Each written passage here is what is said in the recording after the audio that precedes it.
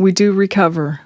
Although politics makes strange bedfellows, as the old saying goes, addiction makes us one of a kind.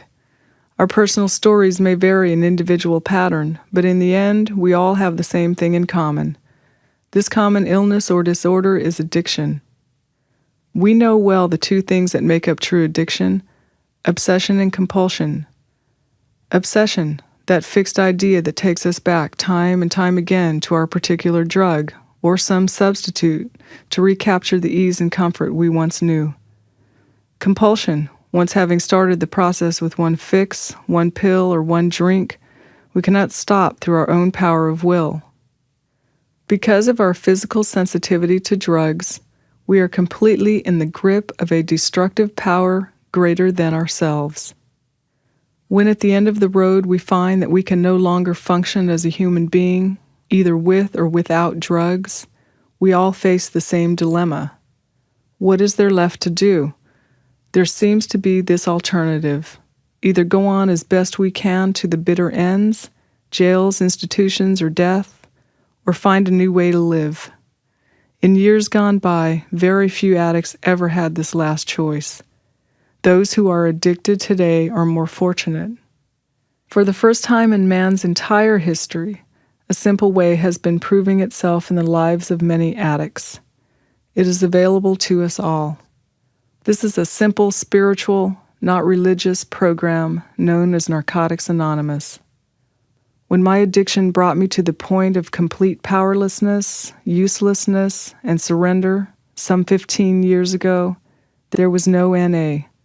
Written in 1965. I found AA, and in that fellowship met addicts who had also found that program to be the answer to their problem. However, we knew that many were still going down the road of disillusion, degradation, and death, because they were unable to identify with the alcoholic in AA. Their identification was at the level of apparent symptoms and not at the deeper level of emotions or feelings, where empathy becomes a healing therapy for all addicted people. With several other addicts and some members of AA who had great faith in us and the program, we formed, in July of 1953, what we now know as Narcotics Anonymous. We felt that now the addict would find from the start as much identification as each needed to convince himself that he could stay clean by the example of others who had recovered for many years. That this was what was principally needed has proved itself in these passing years. That wordless language of recognition, belief, and faith, which we call empathy, created the atmosphere in which we could feel time, touch reality, and recognize spiritual values long lost to many of us. In our program of recovery, we are growing in numbers and in strength. Never before have so many clean addicts of their own choice and in free society been able to meet where they please, to maintain their recovery in complete creative freedom. Even addicts said it could not be done the way we had it planned. We believed in openly scheduled meetings, no more hiding as other groups had tried. We believed this differed from all other methods tried before by those who advocated long withdrawal from society. We felt that the sooner the addict could face his problem in everyday living, just that much faster would he become a real productive citizen. We eventually have to stand on our own feet and face life on its own terms, so why not from the start? Because of this, of course, many relapsed and many were lost completely. However, many stayed and some came back after their setback.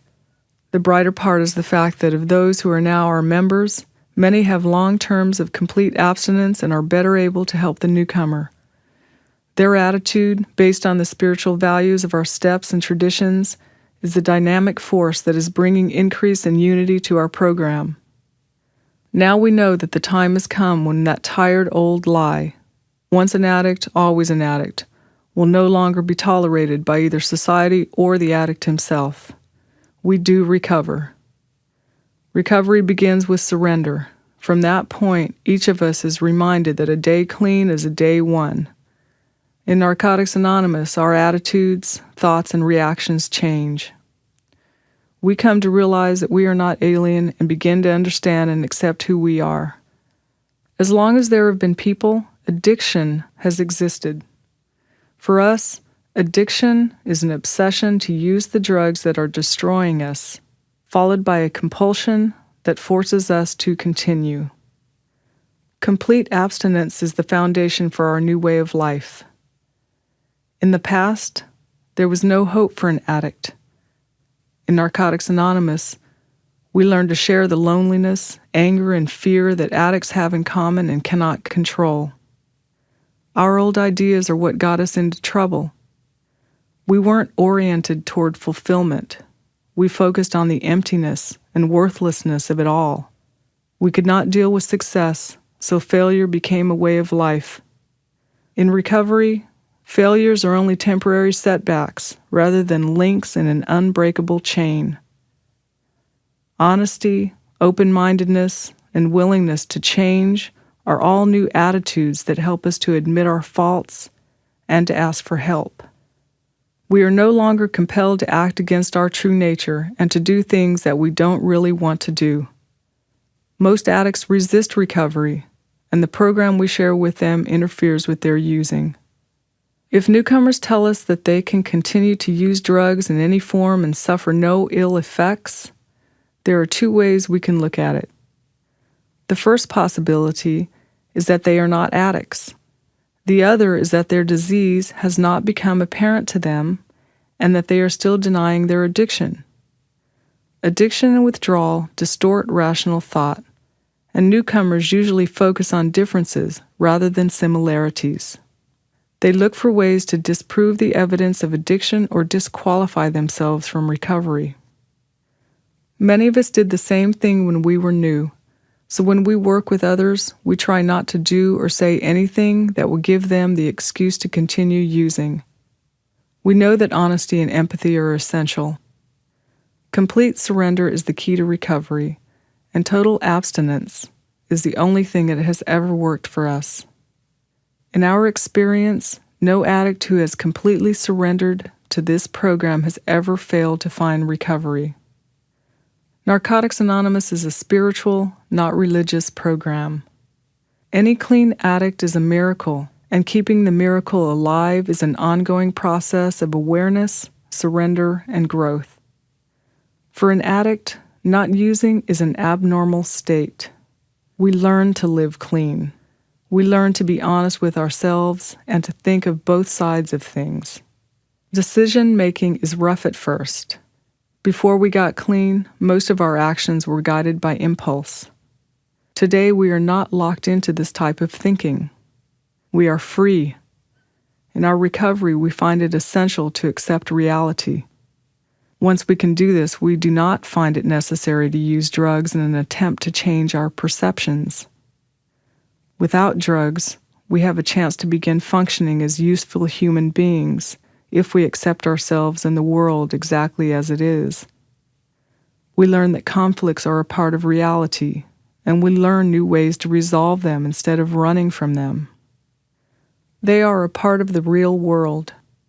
We learn not to become emotionally involved with problems. We deal with what is at hand and try not to force solutions. We have learned that if a solution isn't practical, it isn't spiritual. In the past, we made simple situations into problems. We made mountains out of molehills. Our best ideas got us here. In recovery, we learn to depend on a power greater than ourselves. We don't have all the answers or solutions, but we can learn to live without drugs. We can stay clean and enjoy life if we remember to live just for today. We are not responsible for our disease, only for our recovery. As we begin to apply what we have learned, our lives begin to change for the better. We seek help from addicts who are enjoying lives free from the obsession to use drugs. We do not have to understand this program for it to work. All we have to do is to follow direction. We get relief through the 12 steps, which are essential to the recovery process, because they are a new spiritual way of life that allows us to participate in our own recovery. From the first day, the 12 steps become a part of our lives. At first, we may be filled with negativity and only allow the first step to take hold. Later, we have less fear and can use these tools more fully and to our greater advantage. We realize that old feelings and fears are symptoms of our disease. Real freedom is now possible. As we recover, we gain a new outlook on being clean. We enjoy a feeling of release and freedom from the desire to use. We find that everyone we meet eventually has something to offer. We become able to receive as well as to give. Life can become a new adventure for us. We come to know happiness, joy, and freedom. There is no model of the recovering addict. When the drugs go and the addict works the program, wonderful things happen. Lost dreams awaken and new possibilities arise. Our willingness to grow spiritually keeps us buoyant. When we take the actions indicated in the steps, the results are a change in our personality. It is our actions that are important.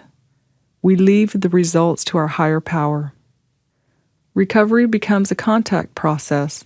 We lose the fear of touching and of being touched. We learn that a simple, loving hug can make all the difference in the world when we feel alone. We experience real love and real friendship. We know that we are powerless over a disease that is incurable, progressive, and fatal. If not arrested, it gets worse until we die. We cannot deal with the obsession and compulsion. The only alternative is to stop using and start learning how to live. When we are willing to follow this course of action and take advantage of the help available to us, a whole new life is possible. In this way, we do recover. Today, secure in the love of the fellowship, we can finally look another human being in the eye and be grateful for who we are.